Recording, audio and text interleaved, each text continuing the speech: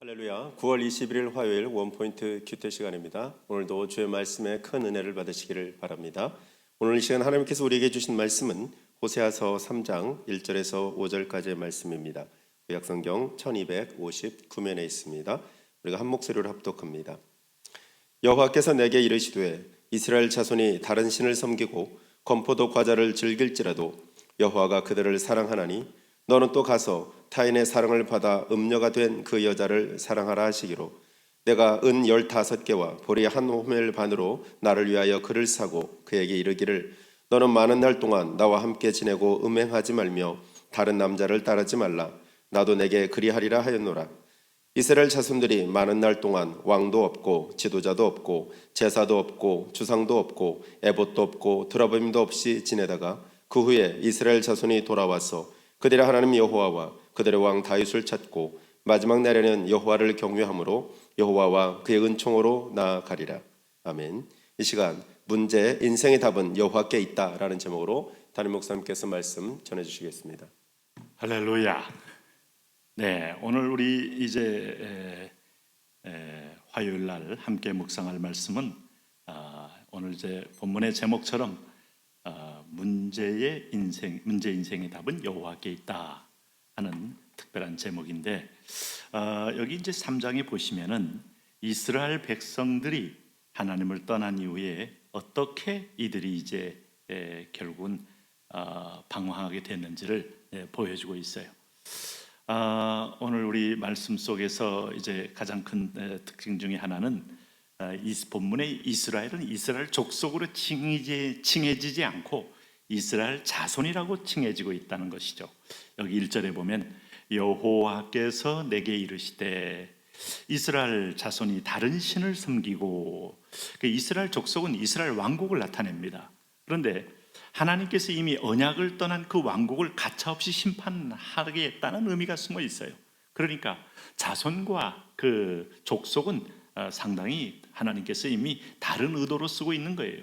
그래서 이 이스라엘 자손 했을 때 하나님의 언약을 이루는 그런 백성을 의미하는데 이 자손이 결국 뭐 했느냐? 다른 신을 섬겼다 이겁니다.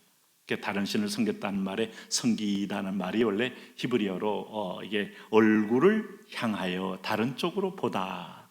그럼 우리가 민수기 6장에서 하나님이 나와 함께 친분이 거하고 사귐이 있는 백성들은 여호와께서 우리를 향하여 얼굴을 돌리고 은혜를 베풀고 은총을 베풀고 평강을 베푸는 겁니다. 그런데 얼굴을 돌렸다는 것은 관계가 단절됐다는 것이에요.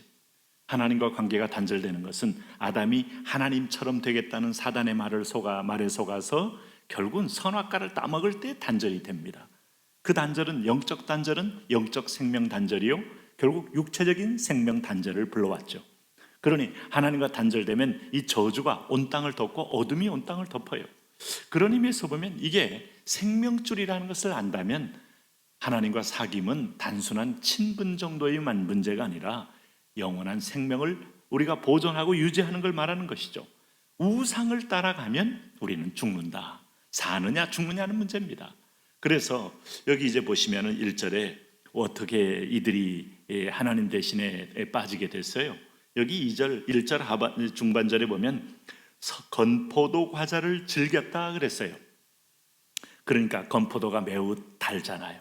건포도 떡을 즐길지라도 개역 한글엔 그렇게 되어 있는데 건포도 떡은 아마 이스라엘 백성들이 광야에 만나만 먹다가 들어와서 거기서 아주 강렬한 태양빛을 받고 잘 자란 포도 열매에 그 수분이 빠진 다음에 달큰한 맛만 남아있는 건포도를 맛봤을 때 아마 가장 맛있고 아마 열광할 만한 그런 음식이었다고 보여져요.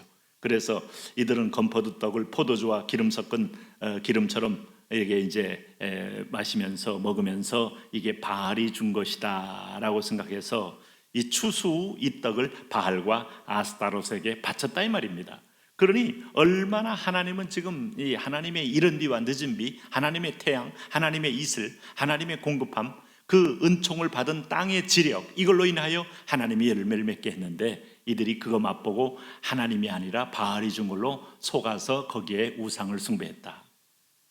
우리가 여러분 모든 사업이든 또 돈을 버는 것은 내 힘으로, 내 능력으로, 내 지략으로, 내 꾀로, 내 재테크로 하는 것처럼 착각하면 안 돼요. 그러니까 하나님의 허락자 아니면 다 숫자 노름이요 바람에 날아가는 것뿐입니다. 하나님이 허락해 주셔야 돼요. 그래서 이 예레미야 7장에도 보면 이런 똑같은 장면이 나오는데 7장 18절 말씀에 자식들은 나무를 줍고 아비들은 불을 피우며 부녀들은 가루를 반죽하여 하늘 황후를 위하여 과자를 만들며 그들이 또 다른 신들에게 전제를 부음으로 나의 노를 격동하게 하였느니라. 그러니까 우리가 모든 예배의 대상은 유일하게 모든 생명의 소스가 한 분이기 때문에 그 한 분을 경배하는 겁니다. 우리가 텔단에 올라가면 헐몬산에서 내려온 그 눈이 녹은 물들이 지하수로를 타고 거기에 큰 어떤 면에서 보면 거대한 생명수의 원천이 되어서 물이 콸콸 쏟아져 나오는데 거기에 만신전이 있었다는 걸 생각해 보면 얼마나 여러분 사람들은 그 생수의 근원을 하나님이 아닌 다른 걸로 오해하고 아니면 잘못 알고 그렇게 섬겼겠어요. 바로 그 자리에 예수님이 베드로를 불러놓고 그 가운데 딱 서서 만신전, 이 펜테이즘 앞에 딱 서서 주님이 묻는 거 아니에요. 너희는 나를 누구라고 하느냐 할 때 바로 베드로가 고백한 것이 그겁니다. 주는 그리스도시요 살아계신 하나님의 아들입니다. 바로 유일한 생명이 당신입니다. 영생의 근원이 여기 있음에 우리가 어디를 가오리까? 예레미야서에서 말하는 이 생수의 근원을 버린 것과 할 때 버리면 죽는 거죠. 사막의 간조한 땅에 물 없이 우리는 죽는 겁니다. 영혼의 생수, 영혼의 공급자. 오늘 그런 의미에서 오늘 성경이 뭐라고 말해요? 하나님께서 오늘 그들에게 내가 음녀가 되어 타인의 사랑을 받아 음녀가 된 그 여자를 사랑하리라 하시기로 오늘 2절에 주님이 뭐라고 그랬습니까? 내가 은 15개와 보리 한 호멜 반으로 나를 위하여 그를 사고 주님이 참 놀라운 것은 이런 음녀가 된 나를 하나님을 따라서 우상 숭배하고 돈 사랑하고 아니면 쾌락 사랑하고 명예 사랑하는 나를 하나님께서 은 15개와 보리 한 호멜 반으로 나를 샀다. 이게 공짜가 아니에요. 여러분 나를 산 것이 공짜가 아니에요. 은 15개와 보리 한 호멜 반입니다. 따라서 보리 호멜 한 반은 은 15개과 같아요. 마치 33개는 종의 몸값이었어요. 그러니까 이게 보리 한 호멜 반이 은 15개요 은 15개요 총 은 30개인데 참 신비하잖아요. 가룟 유다가 예수님을 팔아버린 게 은 30입니다. 바로 그 예수님의 존귀함을 팔고 나를 대신 사왔다. 출애굽기 21장 32절에 소가 만일 남종이나 여종을 받으면 치받아서 상대방이 상처를 입으면 소임자가 은 30세겔을 그 상전에게 줄 것이요. 거기서 나온 거예요. 그러니까 이건 대신하는 거예요. 근데 놀랍게도 그게 바로 오늘 이 예표가 예수님에게까지 미쳐서 가룟 유다가 은 30을 받고 예수님을 팔아 넘김으로 십자가에 처형당하게 만들었다. 그 대가를 치르고 내가 고멜 같은 자리에서 하나님의 사랑으로 내가 구원을 받은 거 아닙니까? 그래서 주님이 그렇게 살아나고 회복시킨 내 아내를 향하여 오늘 영적인 이스라엘 백성을 향하여 3절에 이렇게 말합니다. 그에게 이르기를 너는 많은 날 동안 나와 함께 지내고 음행하지 말며 다른 남자를 따르지 말라. 나도 내게 그리하리라. 사귀고 싶다. 너와 함께 진정한 아름다운 부부관계를 갖고 싶다. 나는 영원히 너와 함께 동행하고 싶다. 이렇게 말하는데 여러분 이 마음을 하나님 앞에서 그리스도를 영접한 다음에 하나님이신 은혜의 지혜를 방종의 기회, 방탕의 기회, 오늘 허송세월의 기회를 삼지 말고 하나님이 나를 대신 예수님을 통하여 사신 이 은총의 기회를 아주 복된 아내의 기회로 삼으면 남편 대신 하나님께서 우리에게 무엇을 아끼시겠어요? 그 축복을 우리에게 주시겠다 하는 겁니다. 그래서 여기서 나와 함께 지내고 라는 말에 이 아샤브리라는 말은 부부관계를 말하는 거예요. 부부관계.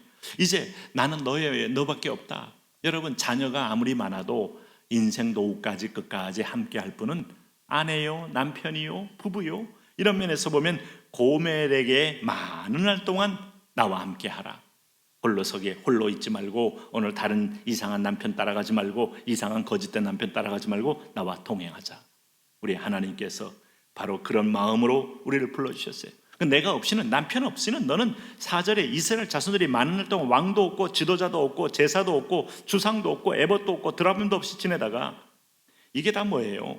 결국은 통치자나 종교적인 어떤 제도권 안에 있지 않고 어떤 면에서 보면 오늘 하나님 앞에 묻는 거 듣는 거 없이 너 홀로 이렇게 외롭고 아주 답답하게 지내다가 이 5절에 그 후에 이스라엘 자손이 돌아와서 그들이 하나님 여호와와 그들의 왕 다윗을 찾고 마지막 날에는 여호와를 경외함으로 여호와와 그의 은총으로 나아가리라.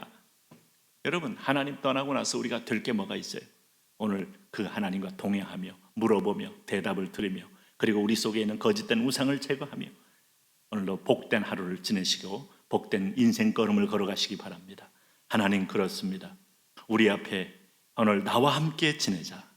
우리 아가서에서 주님이 사랑하는 자야 나와 함께 같이 가자 했던 하나님의 마음 그대로 내가 그 신랑의 마음을 담아 오늘도 거룩한 신부로서 성결한 신부로서 같이 동행하며 살게 하여 주옵소서.